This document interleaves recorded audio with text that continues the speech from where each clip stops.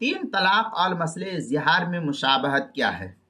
چنانچہ بعض لوگ یہ کہتے ہیں کہ جب شریعت میں تین طلاق بیک وقت دینا منع ہے تو نافذ کیسے ہو سکتی ہے؟ وہ نافذ کیسے ہو سکتی ہے؟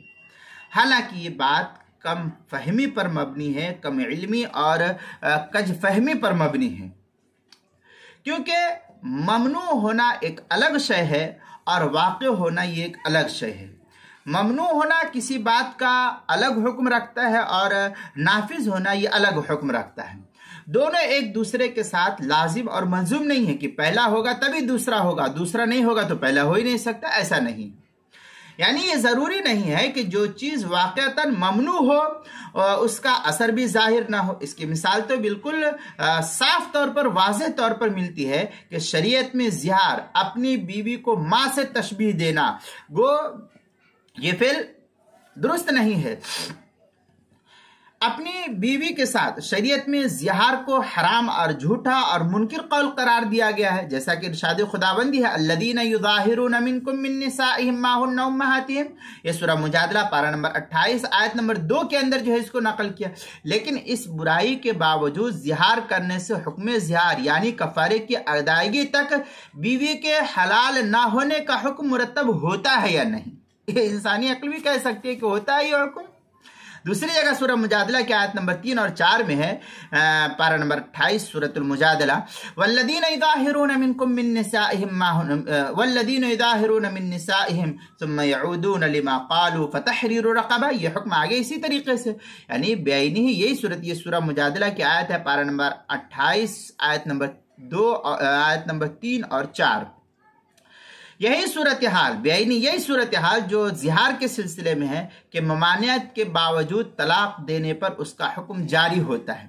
اسی طرح حالت حیض میں طلاق دینا، اگرچہ اسلام نے اس کو منع کیا ہے کہ طلاق حالت حیض میں تم مت دیا کرو، لیکن اگر کوئی شخص اس حالت میں بیوی کو طلاق دے دے تو وہ واقع ہو جاتی ہے، جیسا کہ صحیح حدیث میں ہے کہ سیدنا فاروق اعظم رضی اللہ تعالیٰ سیدنا حضرت فاروق اعظم رضی اللہ تعالیٰ عنہ کے صاحبزادے حضرت عبداللہ ابن عمر نے رضی اللہ تعالیٰ عنہما نے اپنی بیوی کو حالت حیض میں طلاق دے دی تھی۔ تو نبی اکرم صلی اللہ علیہ وسلم کو جب اس بات کا علم ہوا تو آپ نے رجعت کرنے کا حکم دیا۔ آپ صلی اللہ علیہ وسلم نے حضرت عبداللہ کو کیا کہا کہ تم رجعت کر لو۔ اگر طلاق واقع نہ ہوتی تو رجعت کا حکم دینا یہ کیسے صحیح ہو سکتا تھا؟ یہ انسانی عقل میں بات آنے والی ہے۔ جب طلاق ہی نہیں ہوئی ہے اس کے حالت میں پھر طلاق کا رجعت کا حکم اللہ کے رسول کے دے رہے ہیں تو یہ کیوں دیا جا رہا ہے؟ کچھ سمجھنے والی بات ہے کہ کوئی مسئلہ تو ہے۔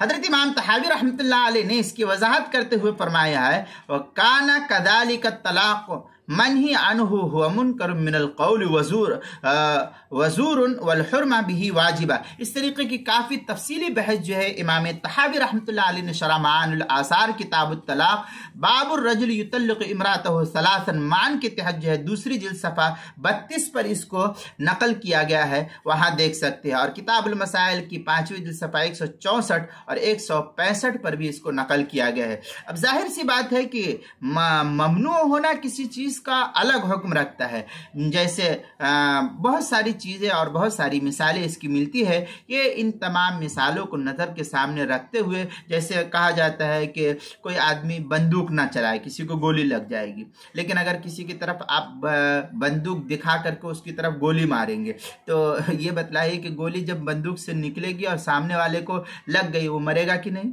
یا اس کو تکلیف پہنچے گی کہ نہیں؟